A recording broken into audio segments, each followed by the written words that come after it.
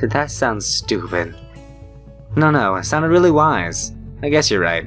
It's more about me than anyone else. Neither of us had anything to add, so Yuka fills the silence by shuffling some papers around. People who have papers on their desks really like doing that.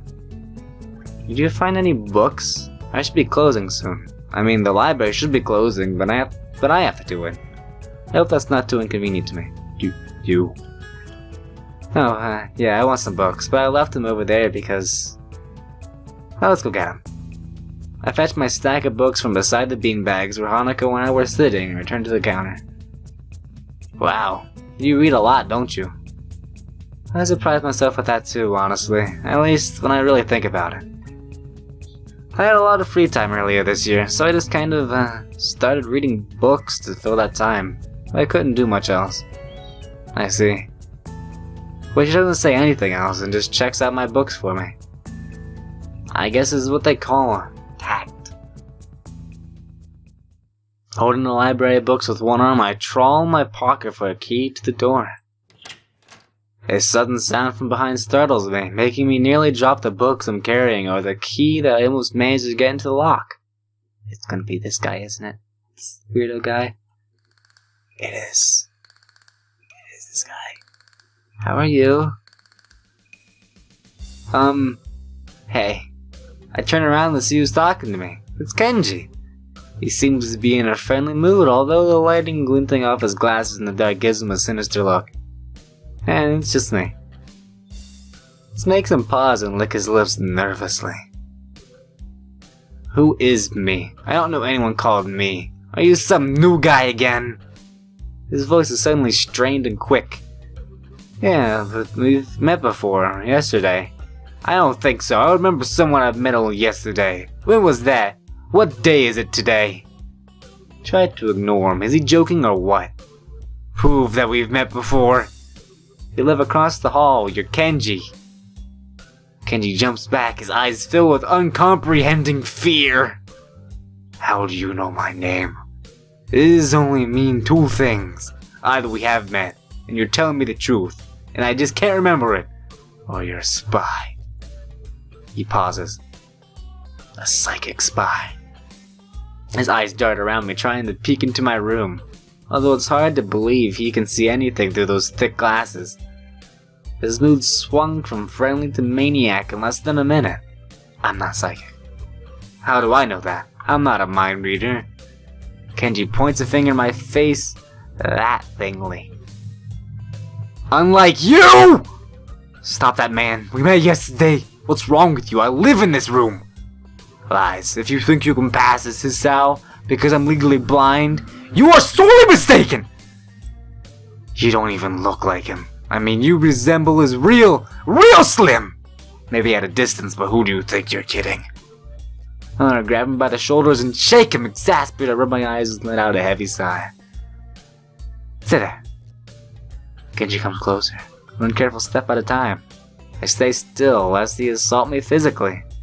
Although I doubt it could do much damage even if he did. Oh wait, I see it now. Hey, it really is you. Sigh again, and then once again, for good measure, a step backward just in case. What's up, man? You don't look too good, I think. Something's wrong? I don't know, I just had something stupid happen to me. A few stupid things, actually. Even if you discount this one. I can't get a proper touch on other people here, and I have no idea if it's because of me or because of them. I don't know why I'm telling this to Kenji. It's not like we've had any contact either. That's rough, dude. Yeah, I'm sorry about calling you a psychic spy and all, but you can never be too careful. It's the hard reality we live in. I'm slowly starting to think that Kenji isn't necessarily living in the same reality as the rest of us. You see, this is how it is. This world. There's no justice, you see. Even when I lose, I win because I don't lose the lesson. What does that even mean? Doesn't matter. You know, this guy's a genius. That phrase is basically the best phrase I think I've ever heard in my entire life. Like, that's how it is. There is no justice in this world, but when you lose, you can still learn a moral off of it, and that's what keeps him going. Oh, hey, it's down here. So that's great. You are a good man, even though you're crazy. He dismisses it flatly with a wave of his hand. So what happened? Why a long face? Do you have a long face? That's nothing. I just scared some girl off accidentally. Literally, too. She actually ran away from me. It was my fault, really, I think. I'm not really used to this yet. A girl? Cute one? Cute? That's a hard question. She had a nice body and real beautiful hair, but... the face. I guess it could go either way. I mean... do I have to go on a route if I pick she in the script? She was cute. Yeah. Cute, I guess. I knew it. There are a lot of cute girls here. A strangely disproportionate amount, I believe. I believe this is one of the dark secrets of this school. I tried to warn you, man, but did you listen? I don't remember any such warning. Dark secrets? Yeah, dark secrets. Extremely dark, like a black hole. Have you noticed that the number of girls in this school is slightly but significantly higher than the number of boys? It's like 60-40. He turns his head to the left and stares off into the distance and nothing. Why is it like this? I mean, to the untrained eye, it doesn't appear to be that bad, but that's a full 20%. One would think that a school with such a huge pool of women would be a man's dream, but no. What I'm about to tell you could blow your mind. Are you ready? I don't know where this is going, but I think I won't be missing much by cutting out now. See? No, I'm not ready apparently. I only get as far as turning my doorknob before Kenji starts talking again, showing that he doesn't really care if my mind is blown or not. I believe that the school is a battleground, the site of a feminist infiltration. This disparity is the number of men to women in the clear sign of how far they've come. In the case of the Cold War turned hot, they will have superiority in numbers. Just another skirmish in the eternal war against the forces of the feminists. They're everywhere. In Japan, women outnumber men. It's not a 60-40 split, but it's only a matter of time, man! Even in America, women are the majority by hair. They're building up in their numbers. In the past, the build-up of military has always been the clear sign of imminent war. Japan is just the first step. Our economy is really good, and the country itself is small and isolated.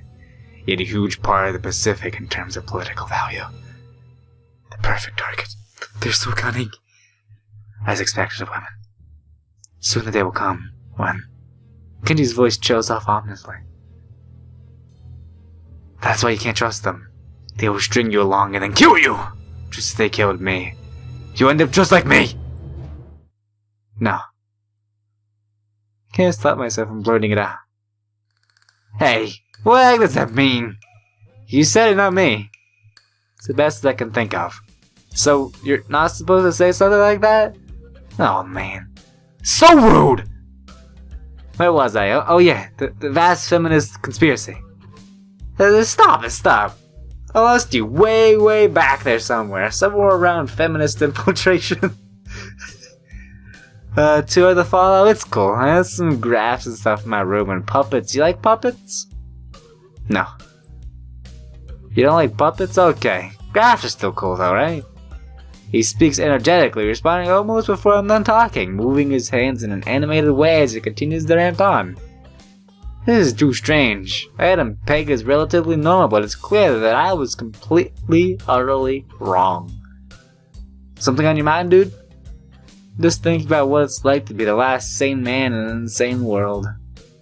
Kenji frowns, looking deeply upset. Mean that's you? That can't be, because I'm the last sane man in an insane world. This is my dream. You can't just steal a man's dream. What the heck? There can't be two last sane men. It would invalidate the whole last part. That's kind of important. There can only be one. Like in that forum movie where there could only be one, and in the end there's only one dude. Because that was the point. I have never seen anyone talk so heatedly and so defensively about absolutely nothing before. Anyway, if you wait here, I can get my graphs. I also have a list of the other dark and complex conspiracies that this school holds. Let's tangle as... Quick, finish my analogy before me be a pal. I'm gonna go to bed, it's extremely late. That doesn't sound like an analogy. Ooh, whatever. I like you. You seem like a cool dude. Most people don't understand what I'm talking about when I try to explain the vast feminist conspiracy to them. Denial is a terrible thing. Johnny. He claps me on the back and then vanishes into the room so quickly and quietly. It's like he didn't even open the door but instead walked right through it like a ghost. Hey look! Here's my bland old white room with a blanket and a bed. I don't know if I can fully digest what just happened, so I give up and just go to my room, kicking up my shoes before falling face first into the bed. It takes me some time to relax and get up, so I get started on homework. Because the sheets are cool and comforting against my cheeks, and it feels so good just lying there with my eyes closed. The school is like some kind of bizarre and surreal island. It's isolated on the top of a mountain, and each person is stranger than the last. I just can't seem to fit in. What irony. One would think that fitting in a place made for people who are unfit for anywhere else would be easy. Maybe I'm trying too hard. Although I say that, it doesn't help take the edge off, and the words are left echoing off empty halls. I guess it's not as bad as I expected though. This place really is more of a school and less than a hospital pretending it's a school than I thought it would be. If nothing else, the scenery is beautiful. I open one eye, seeing the school books and bottles of pills arranged side by side on my desktop. Maybe this place is too much like a normal school after all.